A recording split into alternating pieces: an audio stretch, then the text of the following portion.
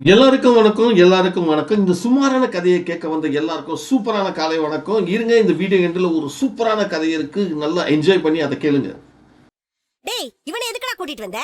யார் எவன்னு தெரியாத புள்ளைய கூட்டிட்டு வந்திருக்க? இது என்ன சத்திரமா? கண்டவங்க இங்க வரத்துக்கு? அத்தை, என்ன நீங்க? அவன் சின்ன குழந்தை. ஆமா, அத அப்படியே தொட்டியில போட்டு தாலாட்டு. இவ்வளவு வளர்ந்துருக்கா இவன் குழந்தையா?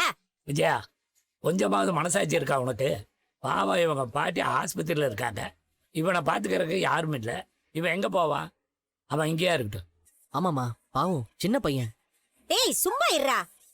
ஏற்கனவே இவன் அம்மா யாரு அப்பா யாருன்னு தெரியாதுன்னு சொன்னீங்க. இவனுக்கு பின்னாடி என்ன கதை இருக்கோ நம்ம வீட்டுக்கு தான்டா வம்பு தேடி வரும். வேற எங்கேயாவது கொண்டு போய் விட சொல்லுங்க. இருப்பா. அப்படியெல்லாம் எங்கேயும் கூட்டு போய் விட முடியாது. இப்ப அவனுக்கு இருக்கிறது நாங்க மட்டும்தான். டேய், அதான் அந்த பையனுக்கு அம்மா இருக்காங்கல்ல, அவங்களுக்கு இன்ஃபார்ம் பண்ண வேண்டியதானே? டேய், அந்த பொண்ணு திரும்ப துபாய் போயிடுச்சுன்னா அன்னைக்கு அவங்க பாட்டி சொன்னாங்கடா. இருந்துட்டு போட்டோம்.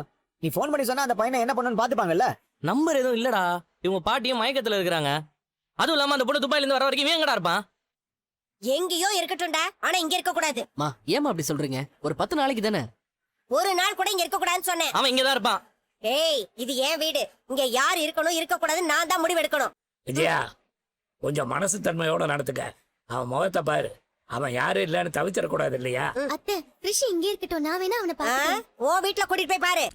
எல்லாருக்கும் வணக்கம். இன்னைக்கு ஒரு அட்டகாசமான சூப்பரான கதையை பற்றி தாங்க பார்க்க போகிறோம். இன்னைக்கு நம்ம பார்க்க போகிற கதை எதுலேருந்துனா கத்திரிக்காய். என்னடா அவன் கத்திரிக்காய் பற்றி சொல்கிறாங்கன்னா, கத்திரிக்காய் பொரியல் எதனா சொல்லுவானோ அப்படின்னு நினச்சிங்கன்னா அப்படிலாம் கிடையாதுங்க. நம்ம கத்திரிக்காய்க்குள்ள விதை தான் இருக்கும். இன்றைக்கி உடச்சி பார்த்தா ஒரு கருத்து இருக்க போகுது. என்ன மாதிரி கருத்து இருக்குன்றதை நம்ம வந்து குயிக்காக பார்த்துடலாம். ஒருவேளை ஒரு நாள் வந்து பார்த்திங்கன்னா மன்னரும் அவன் வந்திரியை வந்து சாப்பிட்டுட்டே இருப்பாங்க. அவர் சாப்பிட்றப்போ கத்திரிக்காய் அவருக்கு வாயில் தெரியாமல் பட்டுடும். பத்திரியும் ஆஹா, என்ன ஒரு டெலிஷியஸ் ஃபுட், வழவழன்னு இருக்குது, என்ன ஒரு டேஸ்ட்டாக இருக்குது, கத்திரிக்காய் மாதிரி ஒரு காய்கறி இல்லவே இல்லைப்பா, சூப்பர்ப்பா அப்படின்னு சொல்லி நம்ம சமையல்காருக்கு ரிவார்டு கொடுப்பாரு. நம்ம மந்திரியார் 2 ஸ்டெப்பு போய் கத்திரிக்காய் பற்றி கவிதைலாம் வந்து பாட்டு கத்திரிக்காய் குண்டு கத்திரிக்காய் அப்படின்னு பாட்டெல்லாம் பாடுவார். உடனே மன்னர் ரொம்ப சந்தோஷமாகிடுவார். இதை தெரிஞ்சுக்கிட்ட சமையல்காரன், ஆஹா மன்னருக்கு கத்திரிக்காய் ரொம்ப பிடிச்சிருக்கு, நம்ம என்ன பண்ணலாம், நம்ம வந்து கத்திரிக்காயில் விதவிதமாக சமைச்சு போட்டு மன்னர்கிட்ட இருந்து நிறைய ரிவார்டு வாங்கிடலான்ற ஒரு எண்ணத்தில் கத்திரிக்காய் கூட்டு, கத்திரிக்காய் பொரியல், கத்திரிக்காய் சாம்பார், கத்திரிக்காய் அப்பளும் அப்படி அடித்து பிடிச்சி எல்லாத்தையும் செஞ்சு விட்டுவாங்க. மன்னர் வாயில் வச்சுன்னு தூ என்னடா இது கத்திரிக்காய் செஞ்சு வச்சுருக்கான், இதெல்லாம் என்னடா ஃபுட்டு, வாயில் சொத்தன்னு இருக்குது, அருவருப்பாக இருக்குது, ஒரே ஒரு விதையாக இருக்குது, இதெல்லாம் மனுஷன் சாப்பிடுவானா? எனக்கு எங்கே பிடிக்கும், அந்த மந்திரிக்கு வை, அவன் தான் இஷ்டத்துக்கு சாப்பிடுவான். 2 நாளுக்கு முன்னாடி பாட்டெல்லாம் பாடினா கத்திரிக்காய் குண்டு கத்திரிக்காய்ன்றது.